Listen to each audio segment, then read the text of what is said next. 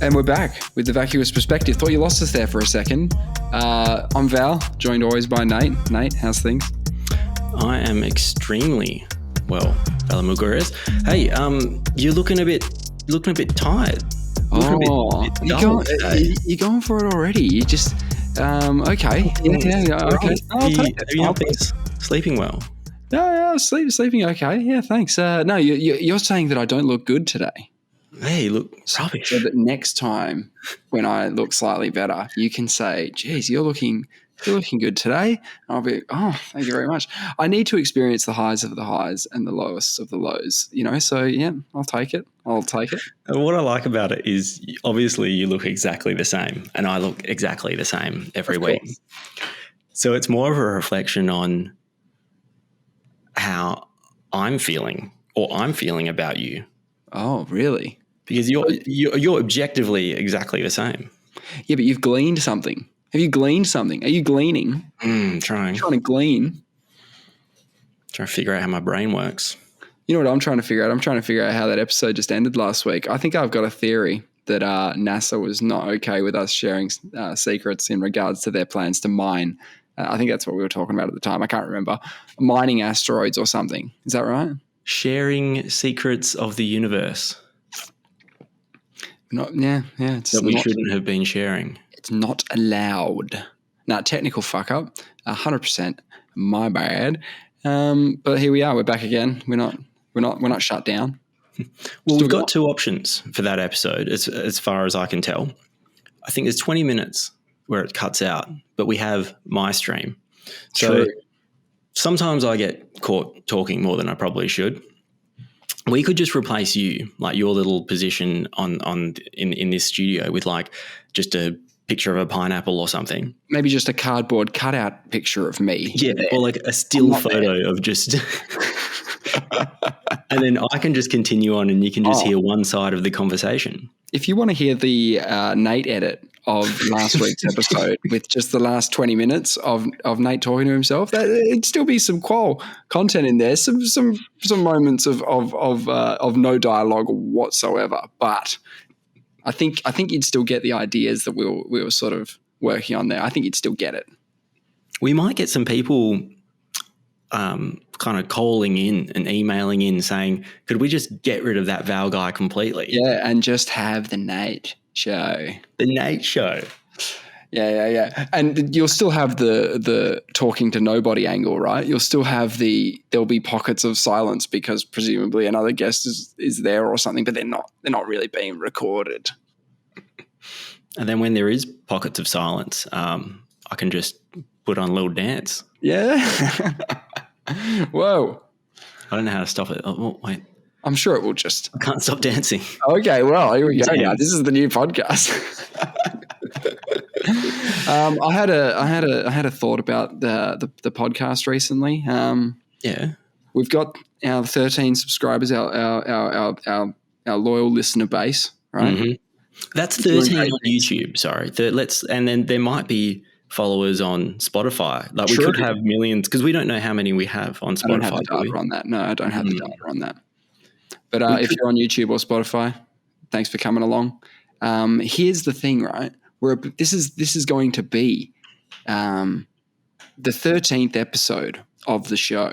Oh, right? God, yeah. And I know we don't really talk about episode numbers anymore because we're miles away. But I would just like to put a plea out. I just want to have more subscribers than videos. It's not a big ask. A lot of people say on YouTube, they'll be like, subscribe, it's free, it costs nothing, it's easy. I'm not going to say that.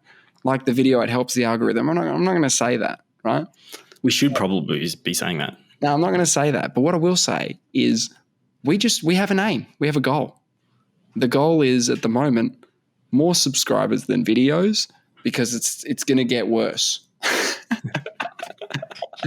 Well, see, I think that our videos will outnumber our subscribers in the short term. Oh, okay. This is, yeah. But that's why I'm putting the play out. So if you're just sitting there and you're like, I'm not subscribed to this, right? Just check the number of videos that we've got onto the channel, see what the number of subs, and then hit that subscribe button to get us over that the video number, right?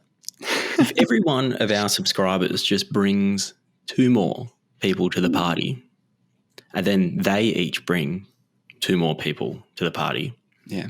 and then those people bring another 2, right? Okay. Yes. How many do we have? How many is that? Okay, You've 13. done it now. Yeah. Okay. Okay, wait. 13 Yeah. times what? Is it 3? Because they're all bringing 2, right? So that's Wouldn't it just be 39. 2? Because if they all bring 2, then we got 39. Right. Then they all bring 2, Yeah. and we got 117. Right. And that's enough to get us to like a couple of years worth of episodes. But I did say all those people have to bring 2 as well. Right. I mean, I haven't quite done this right because I'm just timesing by 3 each time. In each case, you have to take away the number of people. So it's 13 times 3, take 13. The next number is Wouldn't it just be 39. 13 times 2? No, but then that's how many new subscribers we have. Yeah, plus 13. Plus, Okay, so there's 2 ways you can do it. Yeah, sure. And then 39 times 3, take 39. 117 times 3, take 117. That's 2. I can't do that right now. I'll do that. We'll get back to that next week. And then that's how many subscribers I want. Wow. Yeah, okay. Well, you've changed the goal. Well, we'd better bring some content if we're going to get some subscribers. That's a good point. But what might happen, right? There's 2 options. Okay, we either get lots of that many subscribers, right? Yeah, the 2 friends thing. Yep, gotcha. Or we don't get any subscribers. Okay? Yeah. And then the show folds or whatever because we just, I don't know, we just stopped doing it. But then there's some underground culture, say in South Africa. Sure. And we have ourselves, right? But they don't know who we are because we're just. They don't know who we are. And they all start watching it, but they don't know how to contact us because they didn't get the email or we said it wrong or something. This is a Rodriguez thing. Yeah, and then we got a Rodriguez situation on our hands. Yeah, become big in South Africa. Maybe in like 20 years' time, do a tour down there. We could do a live show, and they can see our face. Wow, our faces even. I don't think they want to see our faces. I think they want to see this. That's what they're here to see, right? We just get the little animes cameras and we just project ourselves on. Yeah, it's kind of like a Gorillaz concert. You know how they would project their images. I think they were behind a cyc. This is what I remember anyway. They were behind like essentially the back wall of the theater, so you could see their silhouettes. And on the stage itself were these 3D versions of their characters in the Gorillaz. Cool, very cool. I like that stuff. I like the League of Legends opening ceremony of the World's finals. Tech stuff they do some really cool stuff. I get excited for it every year. Yeah, I'm still waiting for them. I'm just going to nerd out here for a sec. I'm still waiting for them to do my ultimate viewing experience of that kind of thing, which would be it's an arena. It's a normal stadium arena. And in the center, they have these, whatever you want, the hologram sort of tech, right? Right. And you put the maze on that. So the map of the game, and then you'd have all the champions walking around that, but they look like they're in physical space, right? It'd be like going to a football game, but your seats are just at Barron. You've got red base seats. You're on this side, and you get to look at the whole arena. Well, only in your area, like an F1 track. You can see you got viewing angles. Like you can see it's like more of an AFL field. Think of it more like an AFL field. You've got that sort of vision. Because if it was like an F1 track, this is what I find very bizarre about going to an F1. What do you call it? Grand Prix. I was going to call it a match. Sure. Grand Prix. I haven't been in one, and I'm sure it's great. Me, same here. But if you just sit at one corner, I don't get that viewing experience. I know what you're saying. Do you want to crash? Is that what you want? I want to know what's happening. No, but when you buy those tickets, like my brother went to the GP when it was in Melbourne, loved it. Yeah. Oh, cool. They had a spot near a turn. You know, I guess that's the most exciting place to be. Would be able to turn. Or on No, the I don't straight, you know. get to see them go really fast all the time. Is Sure. that exciting? How Yes, is that surely. might be exciting for 2 minutes, right? You say, "Whoa, they're so fast," and then Well, they're coming every like minute and a half though. So every minute and a half, the same guy is coming around. So then there's like 24 cars. So it's a lot of zooming. Like, there's a lot of zooming all the time, right? a lot of So where I'd want to be is turn one, right? That's where all the the craziness happens, right? You yeah, want to. because they've got the most speed. They've just come Well, off it's the also straight. when they're tightly packed together for the start. So at no point in the race is it going to be this tricky for them to navigate the field. Congested, and it's also the most risk reward situation. You can overtake 2 cars on that first corner. Yeah, it's pretty scary. What about if you've got a seat watching the straight, and you I don't know whether you're paying attention or not, because after a while you probably don't pay a lot of attention. You're probably just chatting with your mate, but then one of the spoiler things flips off, and you get one of those cars just ejecting off the planet. Have you seen that? What do you mean? Oh, you mean because they launch, they get a lot of uplift? Yeah, they Is that what you're start talking getting about? uplift, and they just Yeah. kind of go into Take the off, air like a become planes. really bad aeroplane. Yeah. Yeah. I have seen that, but not recently, right? No, This I haven't is seen pretty any of that. incredible, right? There was a Yeah. dude the other week who flipped his car, was going on his head for ages, and then like just scraping along the ground. His heads are fine because they've got that new thing, the halo thing, which is like above their head, which sort of protects them from shit Makes them coming all. at them or being on the ground like this. He was on the ground just skidding on his head for ages, and then all of a sudden near the wall starts to flip, like it's his tires kicked up and he then began to flip and just smashes into the fence. He's totally fine, racing again the next week. It's crazy. It's crazy. I find calling it a halo a little bit like evangelical.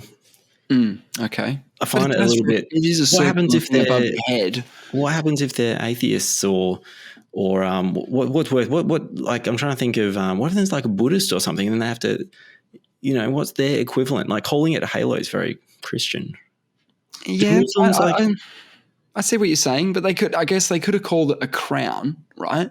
But then it'd be like royalist. Then you'd be like, oh, these guys are like worshipping the monarchy. Or what kind of nonsense is this? These word guys, where do they get the nerve? I just don't really like religious terminology infiltrating sports. Yeah, okay. Is there any other examples? I don't know if there is. Oh, yeah, there is. The crucifixion. In American football, they throw a Hail Mary. Oh, that's a when good one. when they're down by a few points and they've only got one play to go, and the quarterback goes, "I'm doing it," and they go, "What?" And what other thing would you call it but a Hail Mary? Now that it's called a Hail Mary, do you know what I mean? It's a bit of a word challenge for you. What about a double reverse lateral Hail Mary? Yeah. But I'm looking more for another phrase for Hail Mary because we got to get rid of these. We got to get rid of the halo. What about Hail Allah? Or yeah, you could go for that, right? Allah, Yeah. just yell Allah. I was thinking more long throwy. They'll call it a long throwy. Because He's going for long throwy. He's going for the long throwy. That's the best long throwy I've ever seen in my life. Just play like a highlight over that and get the commentator to say that's the best long throwy I've ever seen. Put a BT on. And yeah, long throwy, I don't know, super last play thingo. Like, I don't know what you call it. You can probably find a reference for anything. I'm just trying to think of a religious term, and I'm sure it's used elsewhere. All this kind of cross-pollination of ideas. Of course. Hey, speaking of religion, I'm going to, when I go to France next week, one of the places I'm staying on this ride is Lourdes. I don't know how to pronounce it. I'll Is get it Lourdes or something? Yeah. And it's that I don't know much about it, but it's where all the Christians pilgrimage to get, there's like some kind of Oh, there's like a fountain statue or something? or statue, and you're Okay. supposed to. I don't know. You get like cured Meant to of go there? diseases and things there. Yeah, okay. Yeah, I'm familiar with these places. Yep. Yeah. So I don't really have any ailments. Okay. So I kind of hoping I might pick one up that I can. So the Roman Catholic Church has officially recognised 69 healings considered miraculous. This is on Wikipedia. Is this here? At In Lourdes, this place? At the yes. sanctuary of Our Lady of Lourdes? Yes. Okay. Although I've just changed my screen and lost it. Where to go? So I'm definitely going to check it out. Okay, yeah, Sanctuary of Lourdes, yeah. An estimated 200 million people have visited the shrine since 1860. 200 million in nearly 200 years. So 1 million people a year plus. And that would have obviously gone up Increased. a lot once we got Yes. planes and things, because for a while they were just walking in, right? Sure. Horse and carriage. Yep. So Wow. hopefully I can just turn up there. I don't really know the story. I think there was supposed to be some young girl that saw the Virgin Mary, but it hadn't been explained who the Virgin Mary was or something. So they all decided that because she didn't know already of the story, then she must be telling the truth. Oh. If I was going to boil it down in a really poor way. Do you think you should go to this grotto of Mazabiel? This is the picture there. It sort of shows like the spot where Mary was said to have appeared, and there's a spot where you can kneel. The grotto. You go to the grotto, and then there's a spot where you can kneel and presume ask Mary to heal you or whatever, or just have a chat. Yeah, I'll get a photo there. Mate, is it wrong if I get a photo there doing the shuckers? Is that I kind of don't know what the vibe's going to be like there. The vibe is very respectful old people by the looks of things, because they're just all old people. So there's not a pub. It's got to be a pub associated with it. It's got to be a pub. The Grotto pub. Yeah. I was actually at El Grotto in Scarborough on Saturday night. I got asked to leave. Maybe that doesn't it's a sign, is it? Yeah, it's a sign. Well, that's not good.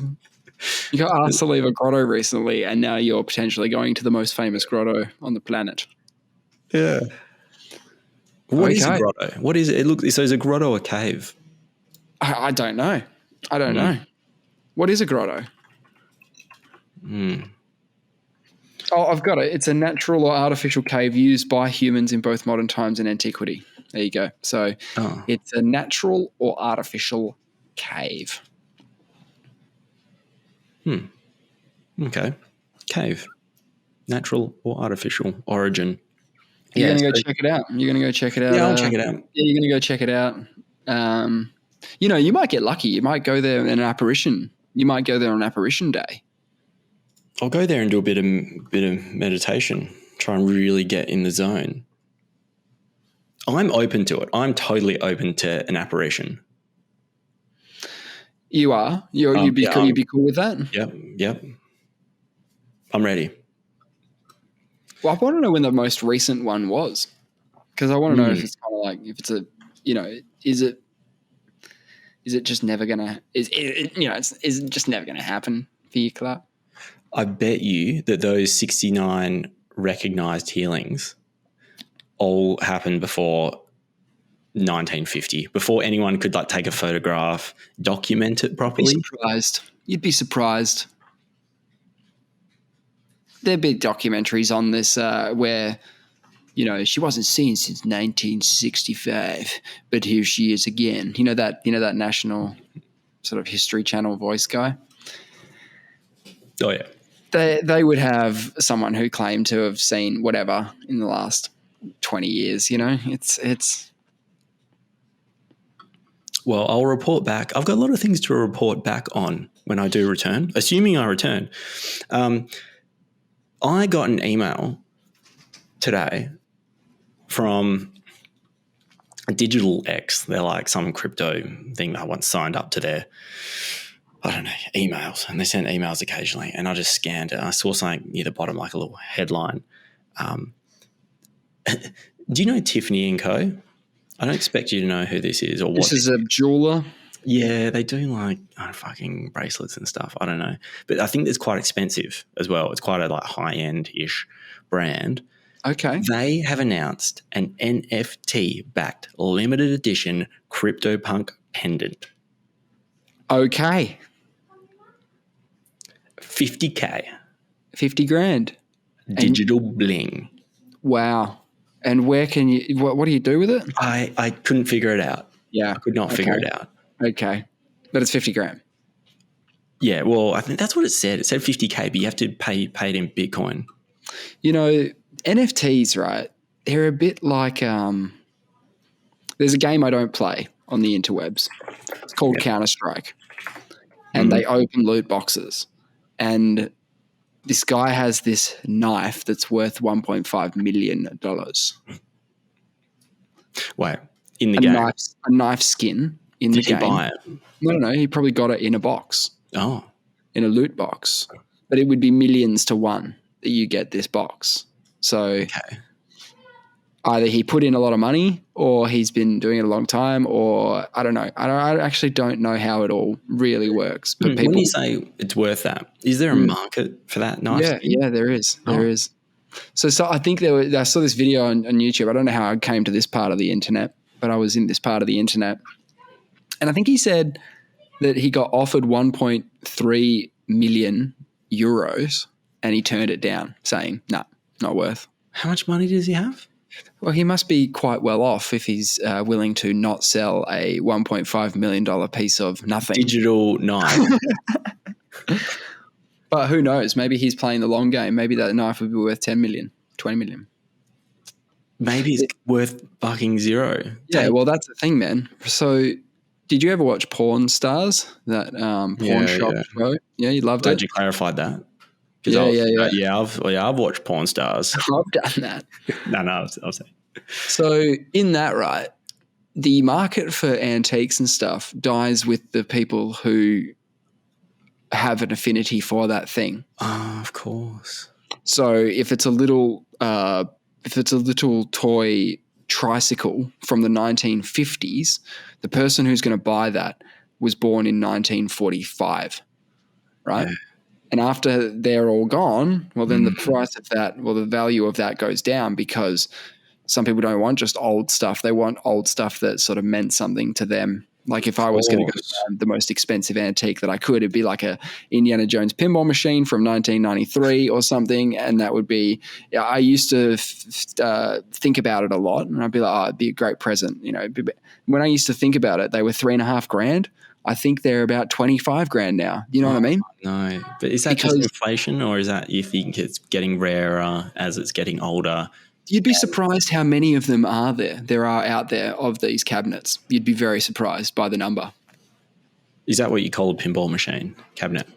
No, I just call them pinball machines usually, but I'm sure it's interchange. I'm gonna say it's interchangeable. I just assumed things like antiques go up in value as they get older, but yeah, you're right. You need that market dies. But right? then there's the super old. Like if you have a Caesar coin from 2,000 years ago, well, hey, that's different. There's always a market for that because it's old. People that like old shit. Yeah, and then there's always going to be people who like super old shit. That's just a given. Have a stab. How many Indiana Jones pinball machines do you think were made? Is there only one type, or is there multiple? No, so this is the 1993 the Indiana Jones pinball machine. Okay, I'm going to say there were 10,000 made. You're very close. There was 12,716 made. Now, because I had one at my place where I used to work, right, I just assumed that they were everywhere. You know what I mean? Dime a dozen. They must be everywhere. 12,500, that's not that much, man. Not really. And how many do you think would still be operational? Maybe half of them? I reckon less. Yeah. Well, this is probably the good thing about an NFT, right? It doesn't get old and break. Yes, it also doesn't. It's doing exactly what it's doing all the time, though, which is nothing, right? So what if we were going to describe to my grandmother what an NFT is? What would you say? You ever played Counter-Strike? We start with that. You ever play Counter-Strike? And they go, yeah, what's your knife collection like? Skins. You got some skins? Now, it's hard to describe, isn't it? It's a digital asset. It's a digital asset. What's the word fungible mean? Oh, why are you asking me this? I have no idea. It sounds like it's something to do with fungi. So it's probably something mushroom related. For posterity purposes, I'm going to read what it says on Wikipedia. A non-fungible token, NFT, is a financial security consisting of digital data stored in a blockchain, a form of distributed ledger. Okay.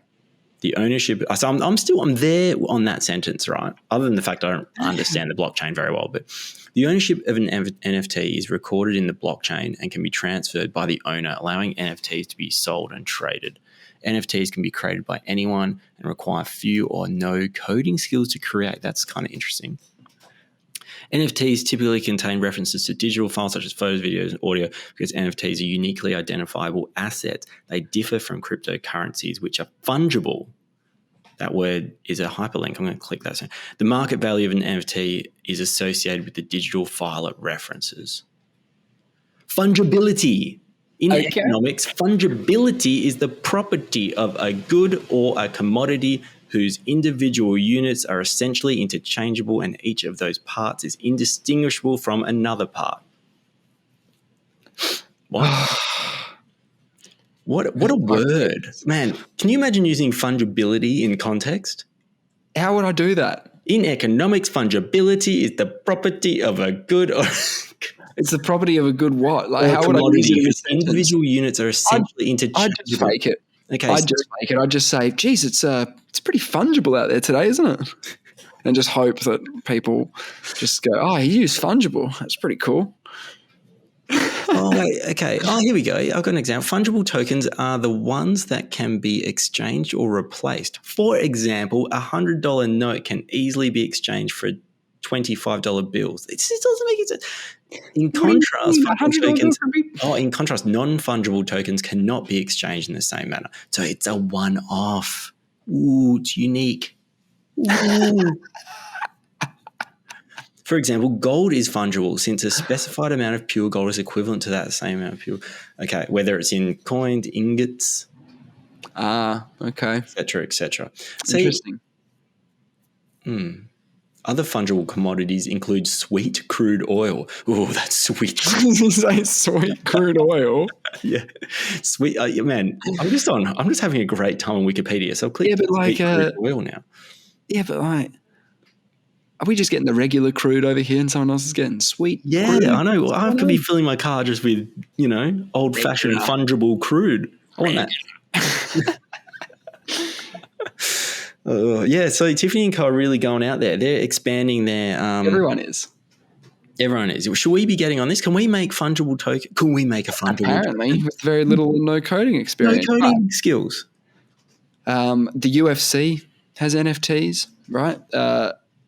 Israel Adesanya was walking around with a necklace that had a hologram or a video, like a screen with a video, like you had those digital photo albums, Just imagine a tiny digital photo album in his necklace that played his knockout, one of his knockouts, and that was an NFT, right? So he's wearing his NFT, right? But I could also wear his NFT, yeah? I just can't sell that because that's not it. Do you know what I mean?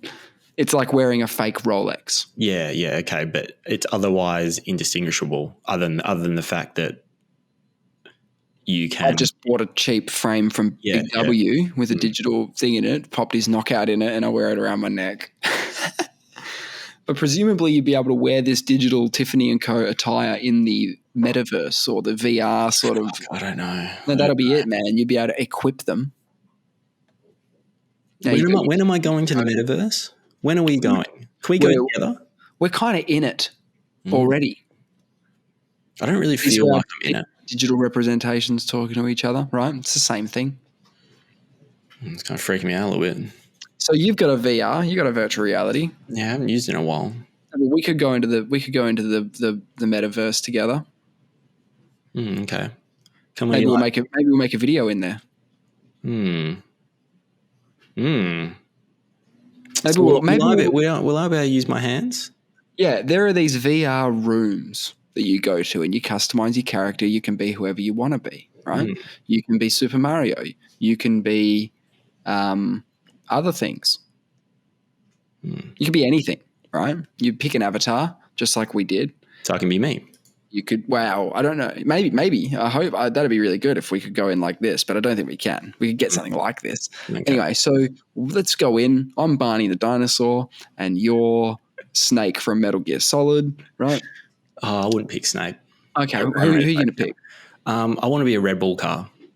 Okay, you could be a car, what, like a Transformers style, or you just want to be a car? I don't want to be a car with the Red Bull on it. You know those ones? You remember those? Sure. Oh, you're talking about like the promo ones. Yeah, You're talking about not even an F. Because I'm imagining an F1 car. Because I should really be an F1 car. I don't want to be a V-dub Beetle with a Red Bull. It's just on my mind.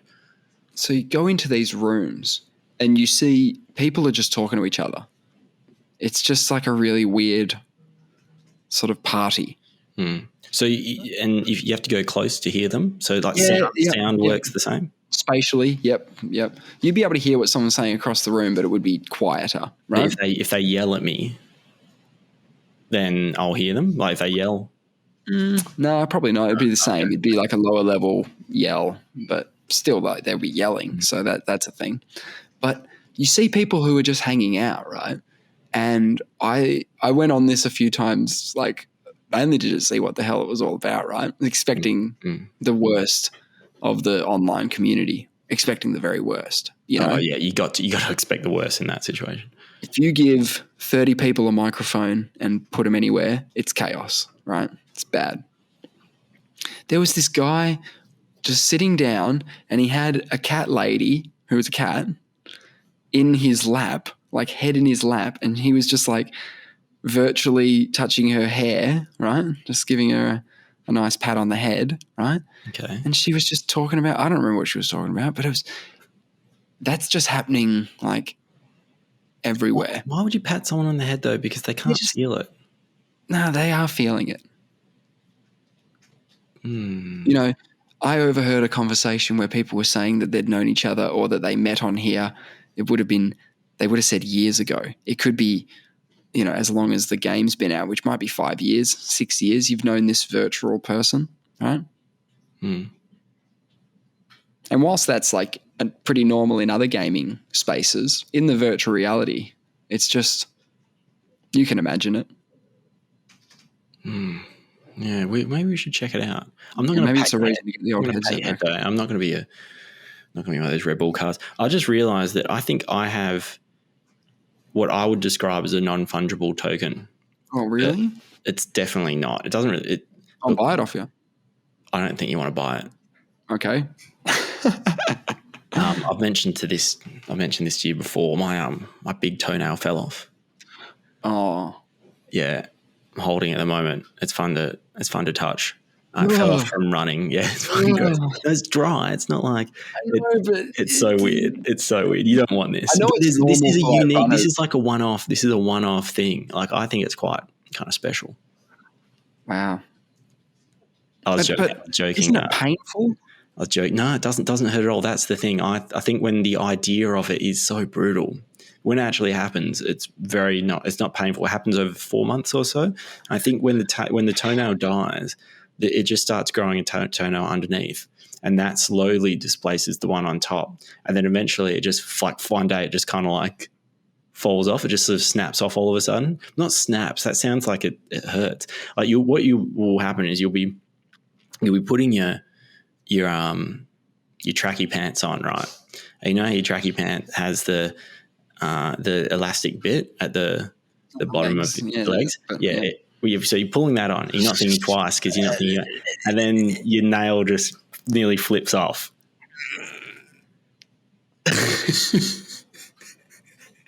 And you're like, oh, you feel it, and you think, shit, and you're like, oh, that didn't hurt at all. And then you realize it's hanging by a thread, and you just, bloop. Oh my god!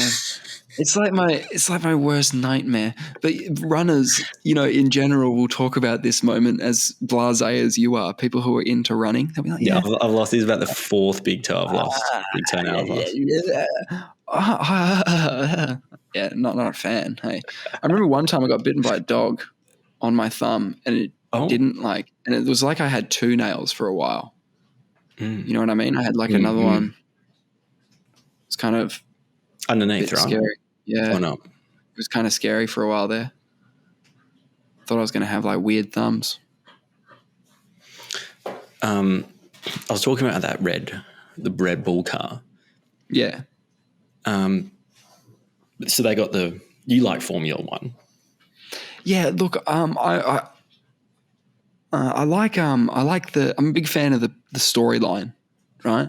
But I've only actually watched one full race, and that was the most recent one. No. So What, in your life? Yeah, I haven't watched So a full race. You're officially a fan now. They've converted you. They've used media and a good show, and they've got you involved in the sport. That's how you do it. So are there two Formula One Red Bull teams, or is there one team with two drivers? So before, there was actually what I would call two Red Bull teams, in that they had one called Toro Rosso, which is Red Bull in another language. Oh, yeah, of course. That's cheeky. So that was their B team, I guess, is what I would call it. And then they had their Red Bull racing team, their A team. Okay, I don't know if I remember Rosso's hearing still that they've got two Formula One teams, but in my mind I was like, I don't think that's right. No, it's sort of true. I don't know if they're in this year, to be perfectly honest. They're no longer. Because Red Bull is just a fascinating business model. Okay, yeah, talk to me. Their whole deal is just marketing, excitement. So they've got they've got the Formula One teams. They've got, I believe, 5 professional football clubs. One in one of the big. I don't really follow soccer. No, I've got a list here, man. Yep, you're right. The New York Red Bulls, professional soccer team based in New York, right? They've got the New York Red Bulls too.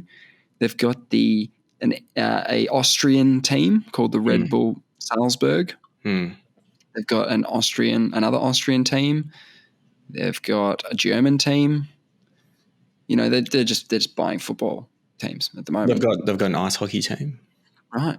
Don't they have? I think they've got some junior football development type things in Brazil.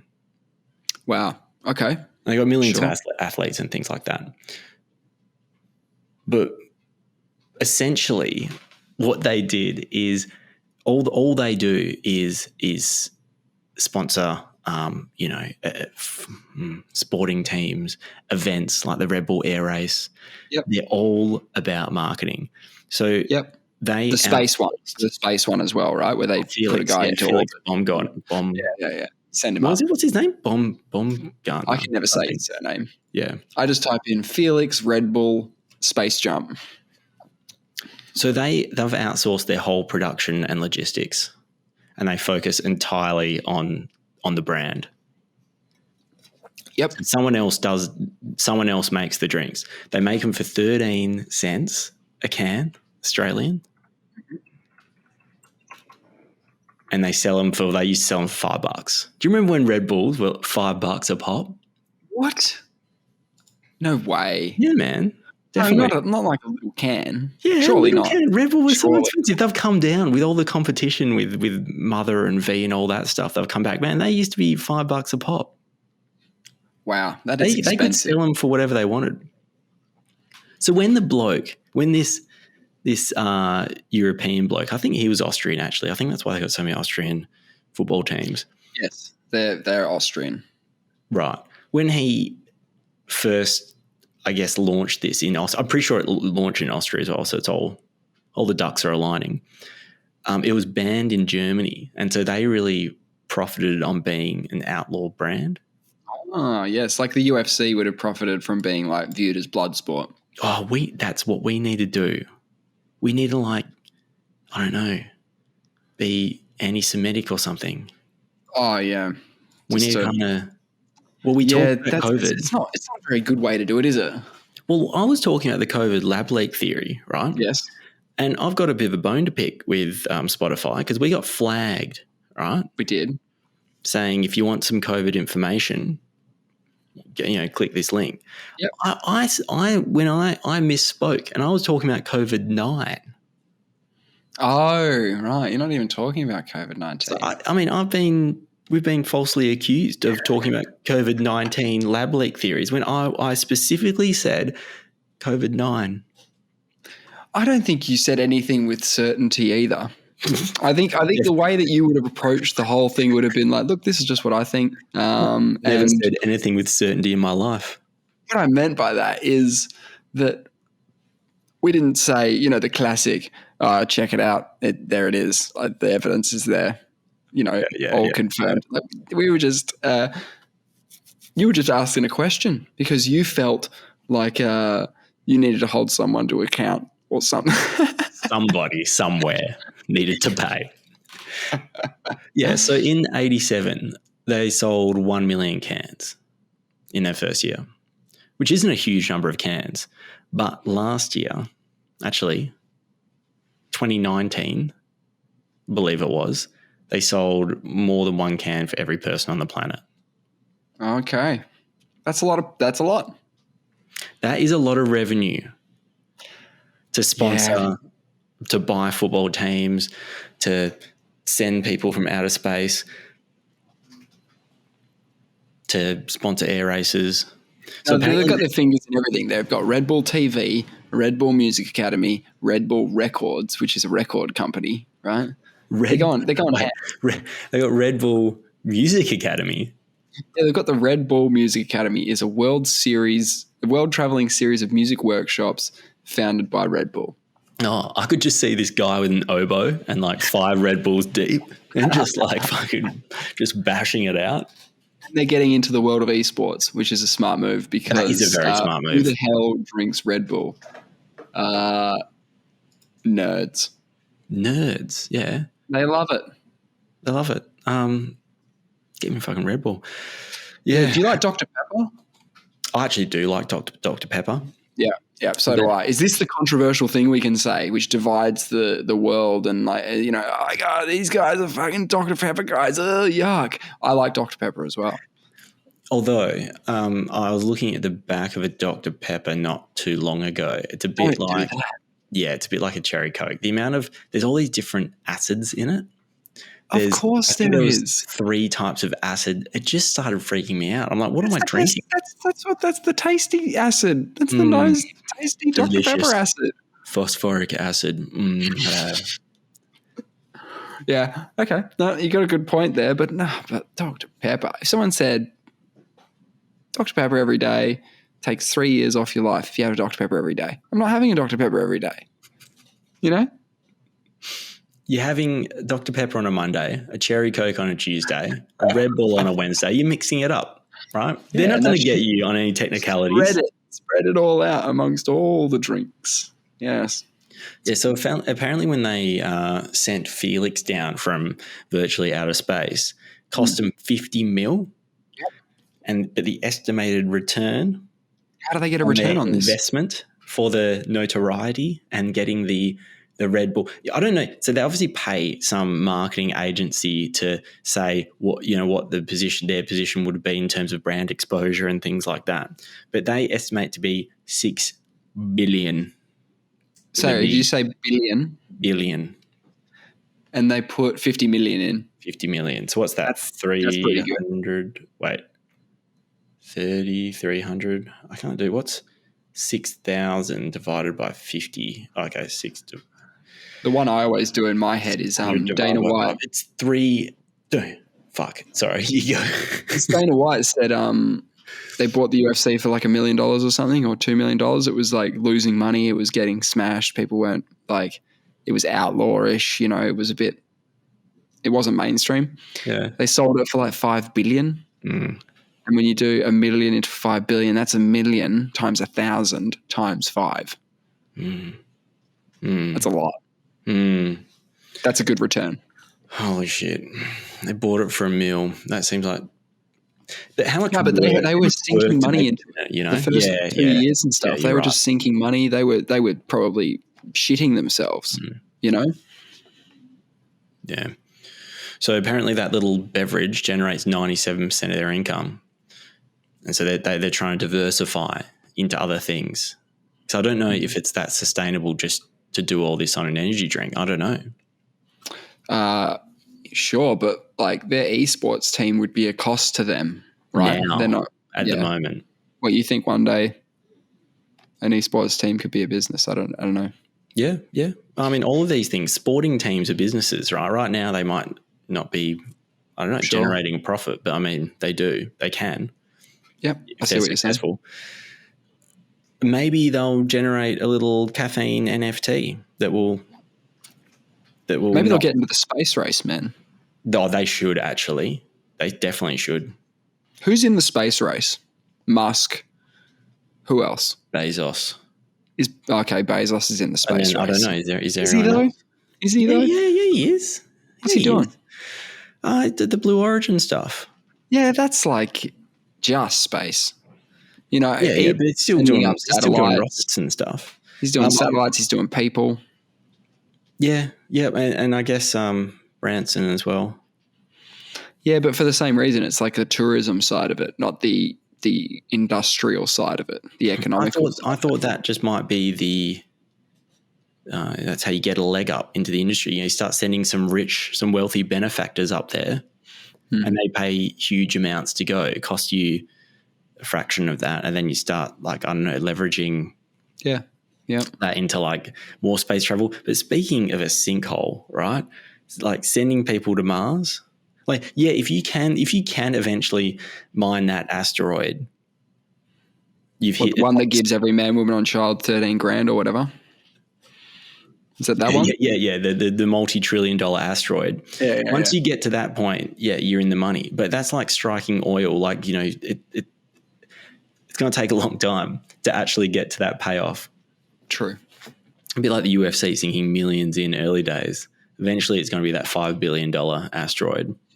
You think Elon's got dibs on an asteroid that's just one, a solid diamond or something? He's got so many other things going. This is the crazy thing. He can sink money into this kind of venture because he actually has. So he's got PayPal, and did he sell PayPal? Like, did he just sell it? Sure he did. Yeah, but he's Tesla, of course, and what else you got? He's building flamethrowers. People. I assume SpaceX is like not running. At the behest of NASA. I'm sure they're paying them well. Oh, yeah. So he's commercialized space. That's what he's done in the sense that the government has, the US government essentially doesn't have a space program, like a launch program anymore. It's outsourced to commercial enterprise. Wow. It's a bit like Red Bull outsourcing their drink. The US government's been like, hey, can we get someone else to actually do all that? Yeah, can we get someone to take the risk? Yeah, all the risk and the logistics. We'll put that in a commercial thing. Yeah, interesting. Hey, you said earlier with your toenail falling off, I can't believe I'm bringing this up, but I'm bringing it up. Really early episode, you were talking about how if you drink water, the water becomes you, right? Mm. That's your feelings, right? Well, when did this toenail cease to be you? Okay. All right. Okay. There's this. I'm not an expert on philosophy.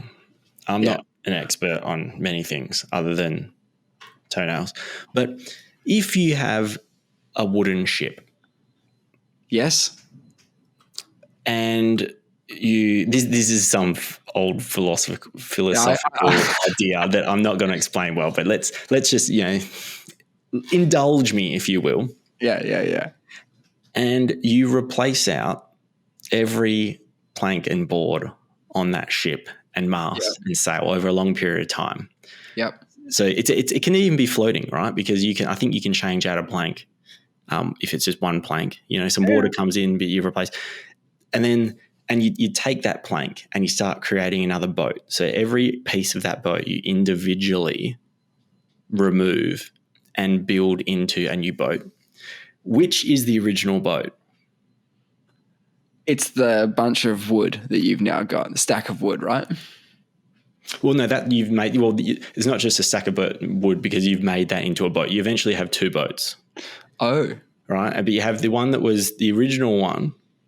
Sorry, yep. Let's call it the first one because I think calling it original is sort of misleading, or it's at least a leading kind of idea.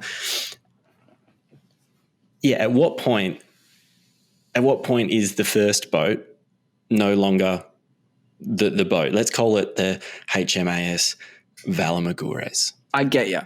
I know where you're going with this. Look. And you're aboard the HMAS Val. You're sailing the seas, and little bits are coming off, and you're replacing them, and you're still having a great time.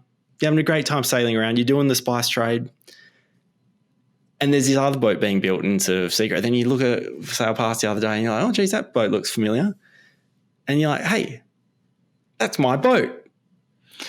Yes. No, obviously I could just say 50%. Once you're 50% deconstructed the last boat and 50% created the next boat, then the next boat is now the OG boat. What about you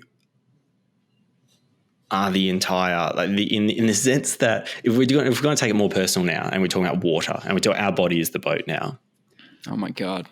This is where I'm getting at it. We are the environment around us. We are the world. Yeah, we are the children. We are the ones who make a better place. So let's start giving. What? We Are the World song. We are the children. We are the ones who make a better place. So let's start giving. What song is that? It's We Are the World. I don't We know. Are the Children. All I can think of is that Michael Jackson song. It's pretty close. That one. It's Heal the World order. Yeah, it was kind of Heal the World, but it was like this one was more like it was an ensemble of a lot of people, artists coming together to do like a Heal the World song together. Right. Was MJ's with multiple people, or was he just by himself? Oh, it was him and a whole bunch of children, I think. Oh, okay.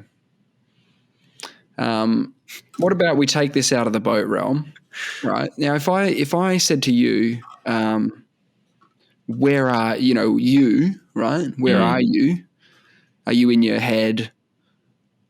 Are you your entire body with the water in your stomach and all that rest of it? Is that where you're at with it? You think you are the lot? I think I might be the lot. Okay, then I'm gonna work through this with me then. Okay. Mm-hmm.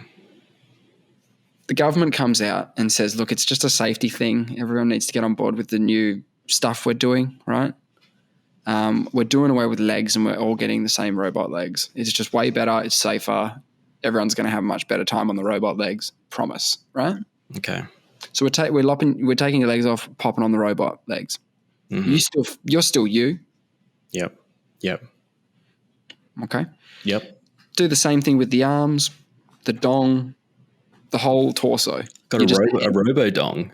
You got a robo dong on a robo torso with robo arms. Now you're just a head, right? Yep. Or are you? Well, you tell me. Am I just a head at this stage? Yep.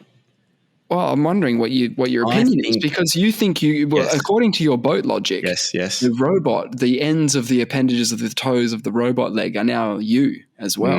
That's where you could go with that. Yeah. Right. You could go there with that. Or you could be like, well, I am my brain. I am my experience. I am the DNA that the sperm and egg sort of did its thing. There's blood in my head. You know what I mean? The blood got my DNA. I don't think I need to change my position because I said I am everything. Yes. So you can absolutely do that. I'm the lot. I'm the lot, baby. And when I say I'm that sounds pretty self-centered, but I think I'm just matter perceiving itself. Like I'm the same stuff as everything else there. I've somehow developed consciousness and I can perceive myself and the world around me, and the world around me is me. and I'm the world around me. Oh no. So there's no like to think of this your skin being the end of you, I think is a fallacy. I don't think there's any. No, hang on. Now you're saying that everything's you. I don't know. Is that what you're I've been saying? saying that the whole time. Yeah. I think I'm the lot. I'm the waffle with cheese. I'm the big enchilada. Interesting. I had a thought. We're 80% water. Mm-hmm. Earth is 80% water too. Oh. We're technically more water than anything else. As a percentage, 80% sounds like a lot. Just of the matter we are. 80% water. Is a lot. You know, weigh the brain. Do you know why? Oh yeah, weigh it. Yeah. Weigh it, then weigh the water in your body. You're more water than your brain. But I think the reason why we're so much water, Go on, is it's a very convenient medium for chemistry and biology to happen.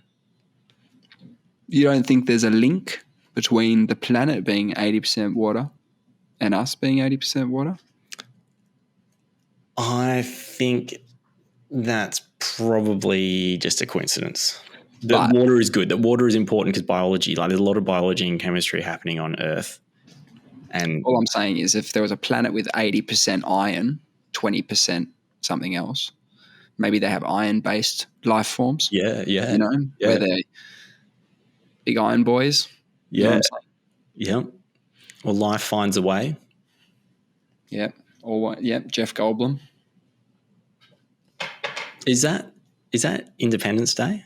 What is that? It's Jurassic Park, right? Oh, Jurassic Park. Who's the guy? Sorry, I was thinking of... No, Independence Day, Jeff Goldblum plays exactly the same character. Oh, is it the same guy? Yeah, Jeff Goldblum plays the same guy in Independence Day, who's the cool scientist guy. The cool scientist. What? How do you spell his name? Goldblum. How's this possible? I'm not good with actors, so I didn't realise. He's great. Yeah, but it's just hilarious that. Well, they called him up for the same role, like within 2 years. Because, yeah, or maybe he just smashed it. So he did it so well. Jurassic Park's shirtless Jeff Goldblum scene has been made into a wild GIF. Yeah, believe that. I don't remember him. I don't remember this shirtless scene. I think I blocked it out of my mind. It's a good scene. Jurassic Park's a great movie. I didn't see the new one. No, neither. I didn't feel like there was any reason for me to see that. Have you seen the latest Terminator movie? No, I haven't. Same thing. No need. I don't like. I feel like they're cashing in. I don't like these remakes and things generally because I just feel like that it's a known commodity. They go, oh, this. It's like making more Simpsons. They're like, the name is big, the brand is big. Let's just rely on the brand and release rubbish. What I want is something original to come along, and it's not relying on the brand. And I'm like, now I'm listening because they're sinking all these resources into it. You know it's going to be good because they can't rest on their laurels. Sure, but they have an established audience. You know, you can see why they go down this path. No, you can see why. Because they've got our parents' money and now they want ours. That's what it comes down to. They already took all our parents' money. We don't have to give them our money. No, you don't, and that's what you're doing. You're making you are. We didn't watch the new Terminator. I know you're not doing it. Yeah, we didn't watch the new Jurassic Park. We're standing up to them. In some respects, but I watched Bill and Ted 3. Yeah, I watched The Matrix 4. Yeah, you told me to do that. I'm sorry. I actually didn't mind it. Yeah. No, I'm sure if I watched it again, maybe I'll I don't know. Maybe. I don't know. I thought the action was pretty bad in it, and that's what I go to see a Matrix film for some sweet action scenes. Yeah, no. They were pretty disappointing. I didn't mind it. You talked about it. Once Neo figured out he could just like stop bullets with his hands, that was just his main move. He was just cruising around the streets on the bike and he's stopping all the bullets, and then the helicopter pulls up on him and he's stopping all the bullets. Just completely addicted to that force field. Well, it's probably the only one he knows at that point. He's only got one weapon back from his, the depths of his mind. He's only got one back. So the reason I was talking about the ocean, 80% water. Oh, yeah. Do you know? Have you got an idea? Because I was looking into shipwrecks, right? Mm-hmm. Shipwreck is basically a sunk ship, a scuttled ship. So sometimes they'll like submerge a vessel on purpose to maybe be a tourist attraction, or because they, if you're the American Navy, like when they were testing nukes and stuff, they irradiated a whole fleet of boats and they had to sink them all. So you've got those shipwrecks too, right? Mm. Do you know how many shipwrecks there are? Got an idea? I'm going to take a stab. Shipwrecks in the world, there would be a lot. I'm going to tell you something. It might be a hint. It's not really. We've only discovered 1% of shipwrecks. Wow. And most of them are found by accident. We found the Titanic, right? But we worked for that one. Wanted that one. Well, that one bad. Okay. Geez, it's going to be a big number. It's going to be a very big number. Confirmed. 1 million. Good guess. It's 3 million shipwrecks. Whoa. 3 million ships that we don't know where they are. You can see why there's a treasure hunter trade, right? You can see why there's like a market for people to have really big boats with really good equipment and go out there and find some shit, right? So they do that. People just troll. Yeah. They're looking for it. But how many boats carry cargo that will be valuable now? Like what's valuable? Minerals, metal? Is that what gold? Are you looking for gold basically? You're looking for gold. Does gold deteriorate? It doesn't, does it? It's very stable. I don't think it rusts or anything like that. That's a steel irony thing. Water's pretty good at fucking shit up. Salty water. I don't know. Anyway, so there's a lot of shipwrecks out there. A lot that we don't know about the ocean. In fact, I think it's around 90%. I love the 90% of the ocean is not only unexplored, it's unmapped. It's unexplorable. But we have sonar, right? Because that just bounces down sound waves and stuff. But that's not, don't we? So when you say unmapped, the stat that I read was 5% of the ocean is explored. Okay, so maybe I think that's physical exploration. I think sending someone, not just sending a. Otherwise, I mean, say we've explored the whole universe. It's like, we've got the web. Just spin that around. We've been everywhere. But it is interesting, isn't it, that we know more about space than we do about the ocean floor. That is really interesting. I think we feel like we've just figured it out, haven't we? I think we've just given up. We've done enough. We did enough, right?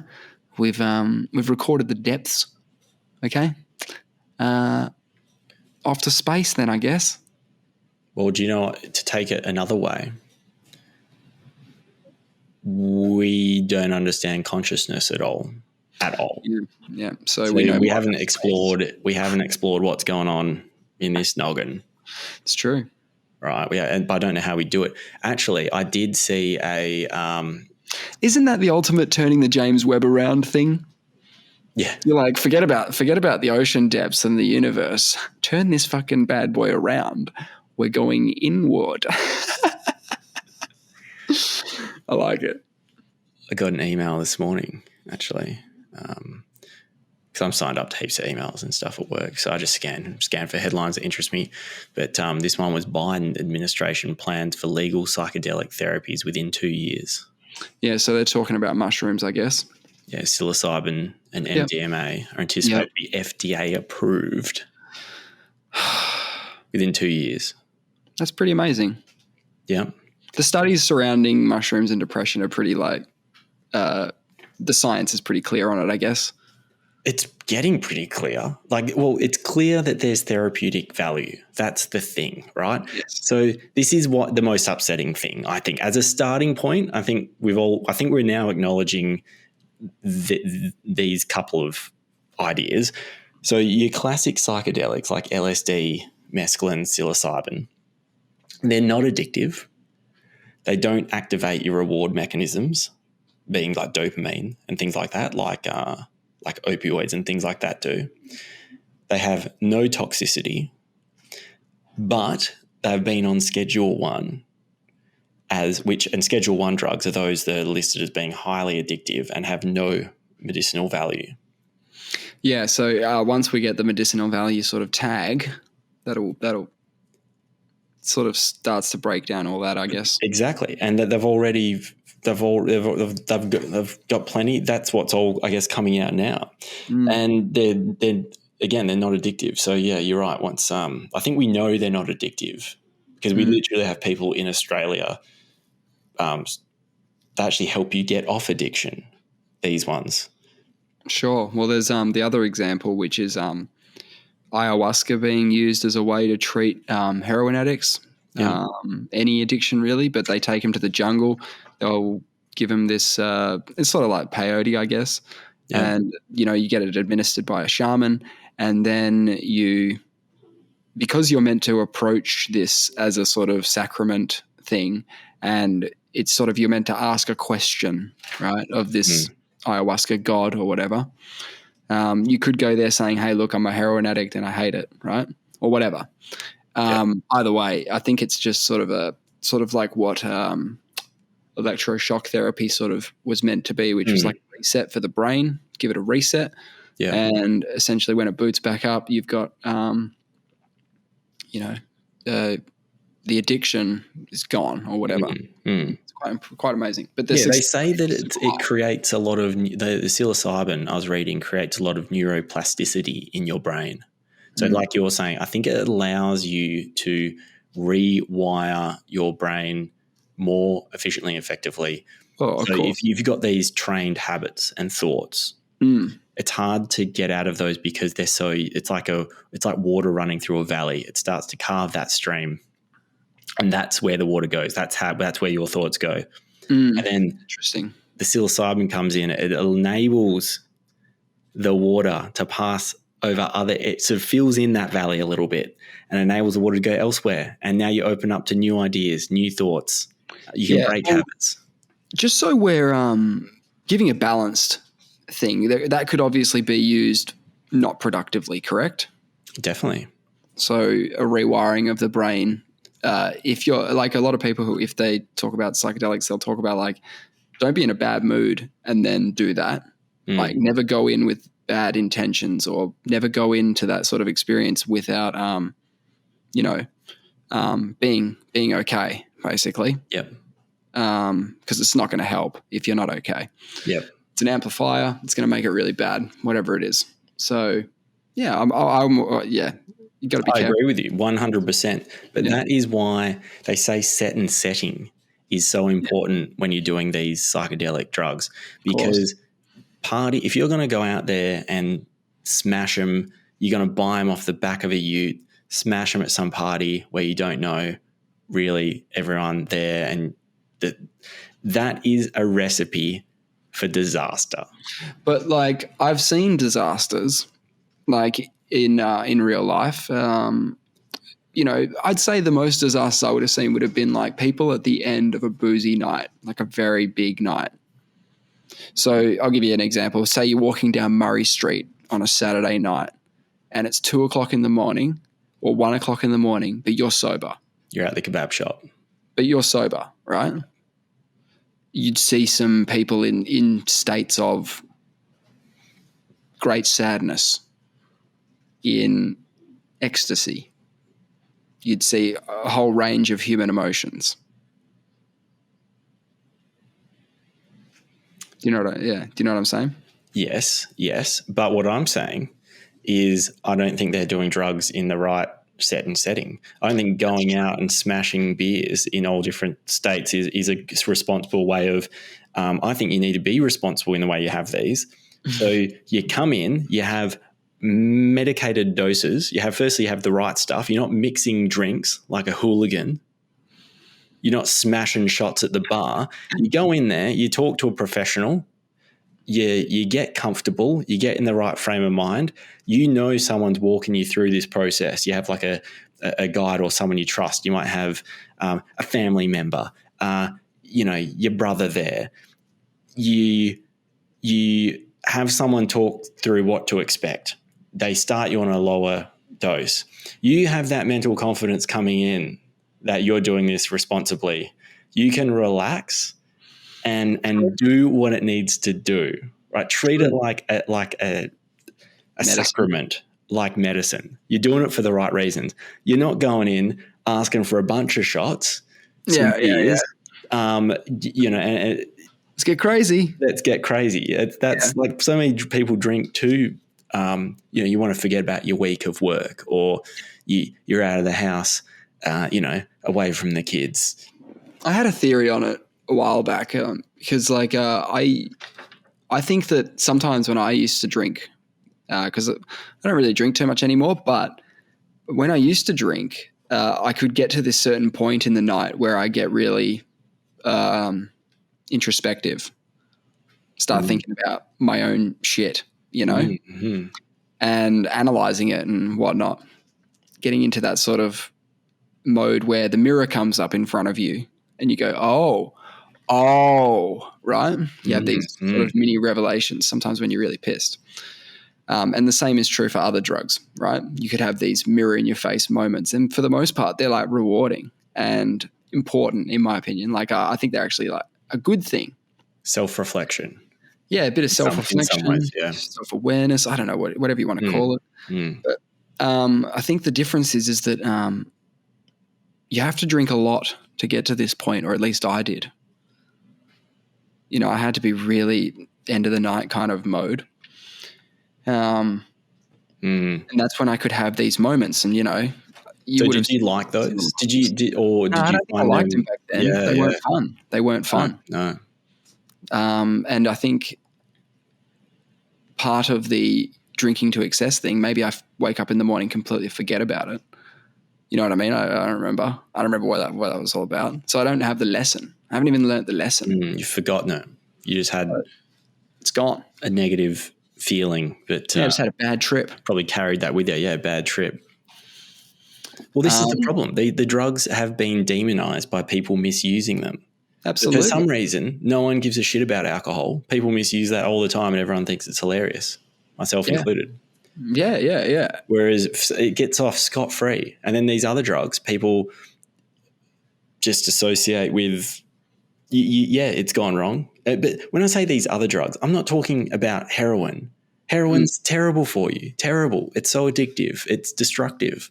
I'm talking about the ones I referred to earlier, the non-addictive, no toxicity drugs, things that some of them, DMT, naturally occurs in your brain. You naturally produce it, and it's a Schedule 1 drug.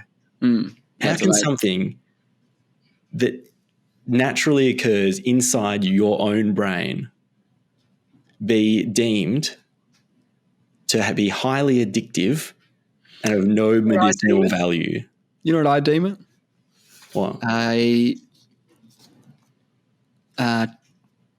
If you're operating a vehicle, it's up there as a don't do that. Again, set and setting. Driving a car is not one of them. What I guess I'm saying is drink driving under the influence of other things. I can't think of anything worse than that one, even though I have no experience. That's not a good one to go for a drive. Set and setting, like you said. Yeah. Yeah, so apparently the what's it called? The John Hopkins, let's find out what it's called. I don't want to misquote them. Hopkins psychedelic. I've got like some psychedelic department. John Hopkins Center for Psychedelic and Consciousness. They have been doing studies. Did you do the first COVID tracker? That was John Hopkins. Yeah, that as well. Yeah. I love John. They're my favorite university. They don't have it here. They've been studying this kind of stuff for a while. they do psilocybin treatments on people, and they take a lot of statistics, of course. The early ones, this is about nearly 20 years ago now, they say that psilocybin led to profound experiences that 67% of participants rated among the top 5 most meaningful experiences of their lifetime. That is a stat. And that is what has been deemed. So this is something, again, went through it, non-addictive, no toxicity. You're doing it. Yeah, these lucky volunteers got to do it. They didn't have to eat mushrooms off the curb, right? They didn't have to like trial and error. These are how you get bad stories. People probably eating dodgy mushrooms and they fucking wig out. Sure. And I'm being denied these experiences. Well, then there's obviously that I want you to have that experience. Well, it gets you off prescription. So it has been, they use psilocybin. I'm not interested. Done all these things. No, don't care. To get you off. See, psychedelic care. assisted smoking cessation. This is other studies they do with psilocybin to treat addiction. First ever study to examine the psychedelic treat tobacco nicotine addiction. The pilot study showed that 80% of participants were biologically verified as smoke-free 6 months after psilocybin treatment. It's crazy. That's amazing. 80%. Biologically verified. I don't know what that means. Dude, it's verified biologically. It's pretty much the highest level of verification possible. It's biologically this is in their verified. achievement section. So I've been doing about 20 years and I've kind of been paying a little bit of attention to what they do. And I'm so glad they're doing it because it hasn't been easy. You can't get approval for any of this stuff. Yeah. And they've really turned the tides on the drug war. It's really getting wound back. Yeah, you're right. After being demonized for so long. And the problem is so many people suffer. So many of their military personnel suffer from PTSD. And they don't care, mate. When there's mate, don't care. Not interested in solutions, bro. Not interested. 300 people a day die from drug overdoses in the US from opioid addiction. Yeah. One of our friends is going into Ibogaine, is something they use as a treatment for opioid addiction, which has also been banned in the US previously. And I think now it's becoming that research is being done in Australia. Interesting. And another stat, more than 17 former US service members are estimated can kill themselves per day as traumas from futile and damaging wars abroad over the last 20 years find scant respite through traditional values. That's in that Biden administration plans for legal psychedelic therapies within 2 years article. So you have 17 people a day killing themselves from trauma, which psilocybin and mescaline, other drugs of this nature, you do once and it has profound effects. I mean, you can read about it on the Johns Hopkins website. Yeah, no, it's interesting. It's probably been ticking for a while, so it's good. Yeah, I mean it's ticking along, but I think it's only starting to get legs now. In recent years. Well, you've got. It's hard to look at America as like a progressive country right now, though. I agree with that. But I mean, it's just hard. Moving in the right direction, arguably. Yep. 2 steps forward, 1 step back, or multiple steps back if we're talking about Roe v. Wade. They're fighting off a population collapse. Right, of course. Elon's second biggest fear. No, that's a good point. Someone's obviously benefiting from all this trauma, dude. So find out who they are. They're the guys who don't want you to have the mushrooms. Yeah. You might be right. We were talking about asteroids before. before we got cut off? About an hour ago. Oh yeah, no, tonight. yeah. Oh, I can't even remember what we're talking. Look, someday we'll revisit the end of the last. No, we released the Nate cut. It's fine. The Nate cut. It's happening. There's this asteroid called the Bennu asteroid, Bennu. Yeah. Who does it play for? Hasn't been claimed by anyone. Yeah. Okay. What's its deal? Sorry, I was reading an article about it, and it was you find it fascinating. Okay, so essentially what happened is they sent a probe to it, finally got there, and what this thing was going to do is it was going to touch down on the surface of this asteroid, take a little scoop of it, and fly off, basically. Great. And you can watch a video of this. You can watch the touchdown. The surface of the asteroid turned out to be more like fluid than rock. Okay. Because it's such light gravity that this thing is exerting on the matter around it. It became like a big ball pit. Right. So all the loose material is held so delicately on the surface that it was like this unexpected explosion when it touched down on it. Interesting. And you can see the video because the thing has videos on it.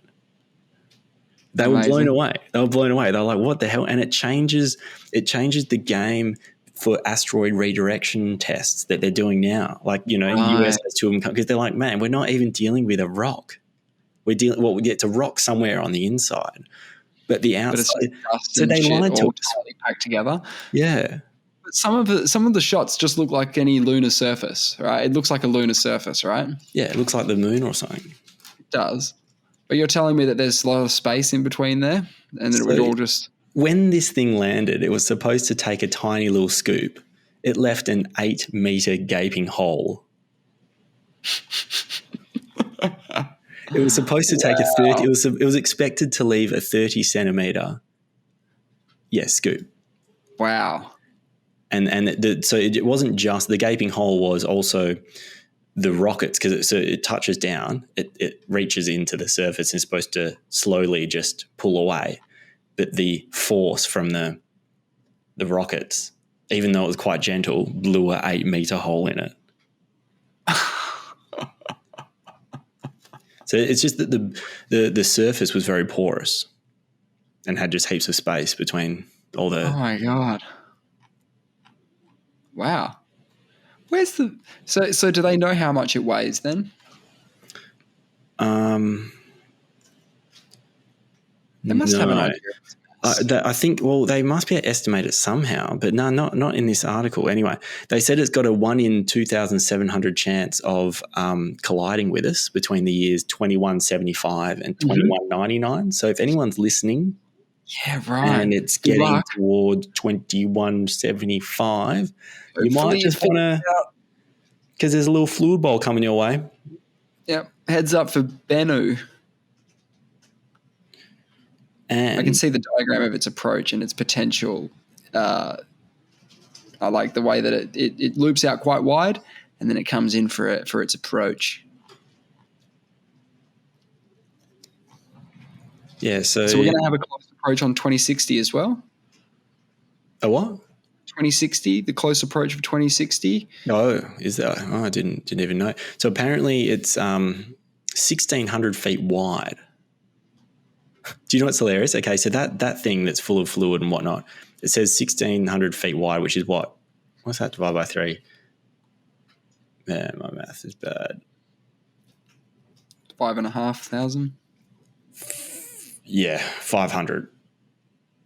5,500 meters. 500 meters wide. Anyway, it's expect that they say that it would cause continent-wide disruption on our planet. What is continent-wide disruption? Wouldn't it be destruction? Disruption sounds like just you missed the bus. Disruption sounds like you just knocked out a few satellites. Well, not if it's made of nothing. Right? It's 500 meters wide. Like that thing alive. There is rock. There are, there'll be hard sections in it. It's just must be like the soft outer layer. It's like a caramel covering on a steel inner core. Yeah, so they're getting 250 grams back of this asteroid dust. They wanted a kilo, but it kind of just all glooped away, and it arrives September 2023.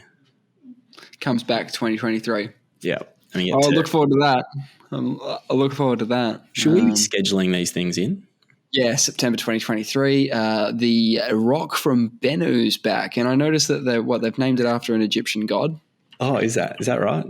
Yeah. Hang on, let's have a look. Bennu. Yeah, okay.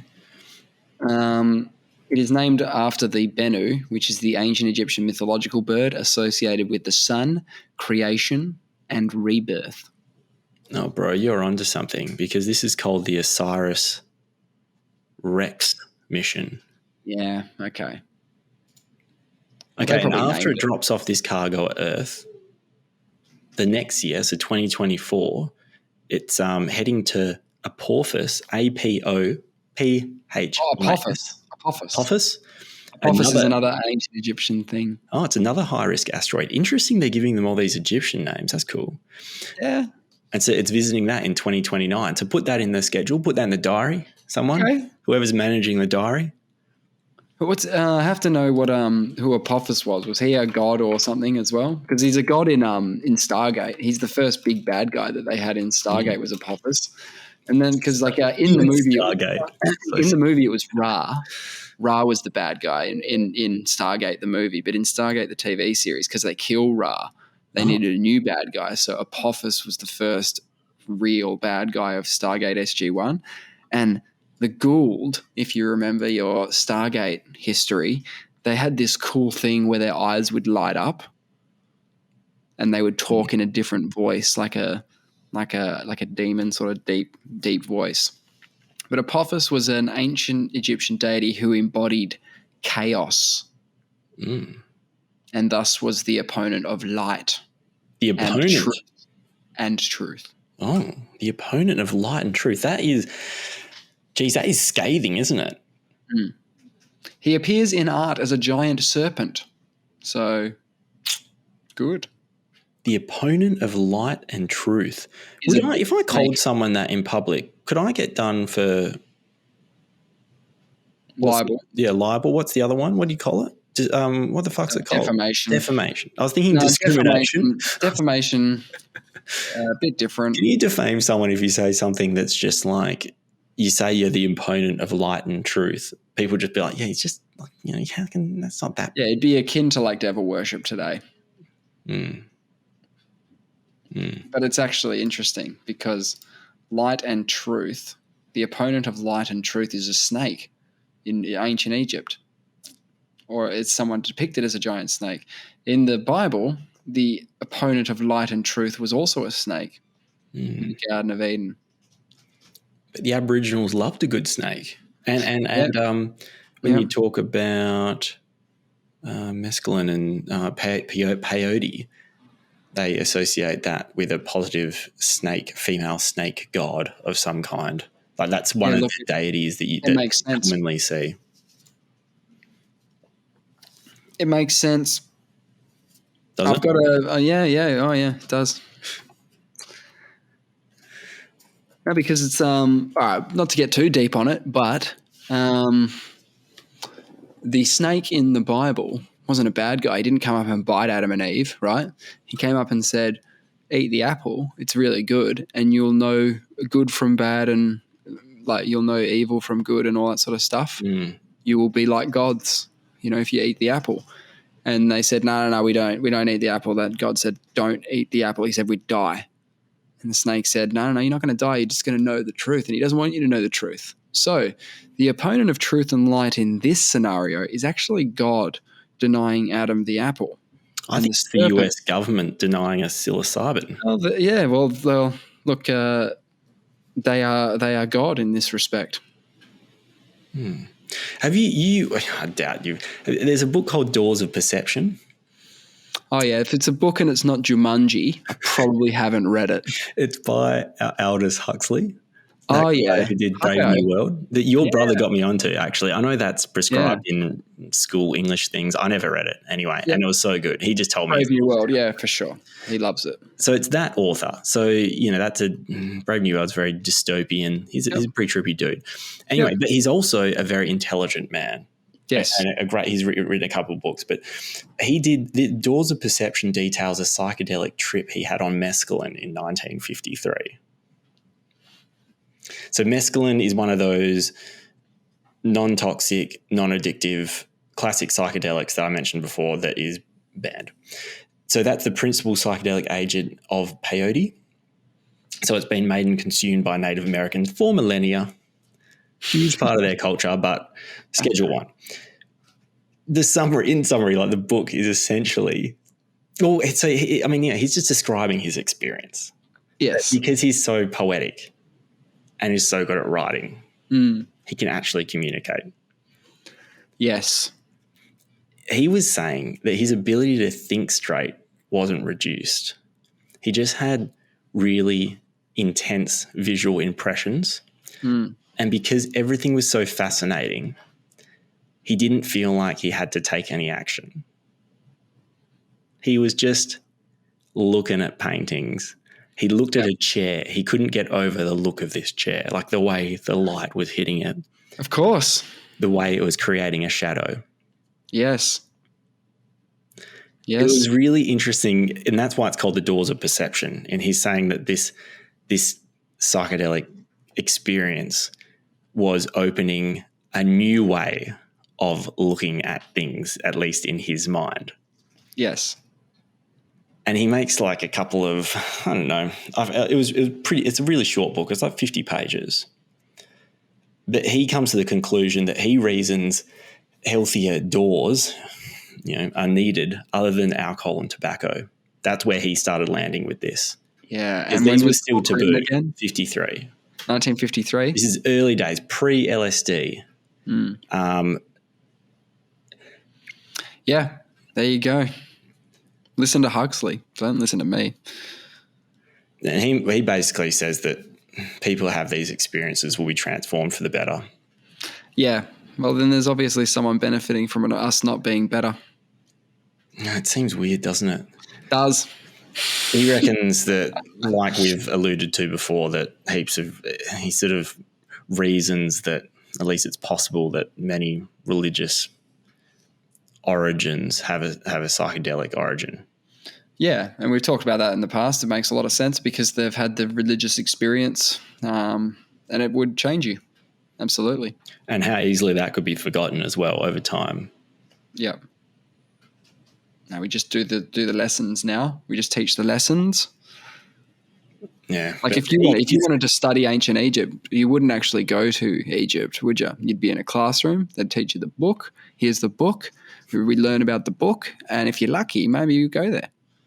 No. And he has the same view as me. This is one reason probably why I have this view, but he kept taking drugs after this, occasionally, but always in a serious, respectful and scientific way. Yeah. Yeah. You know that I didn't know this. He mentions that he didn't mention this, but I've picked it up somewhere along the way, that this book was the influence behind Jim Morrison calling his band The Doors. Ah, The Doors of Perception. Yeah.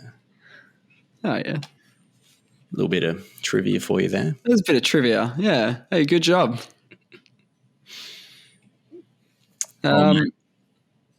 Get us on the email.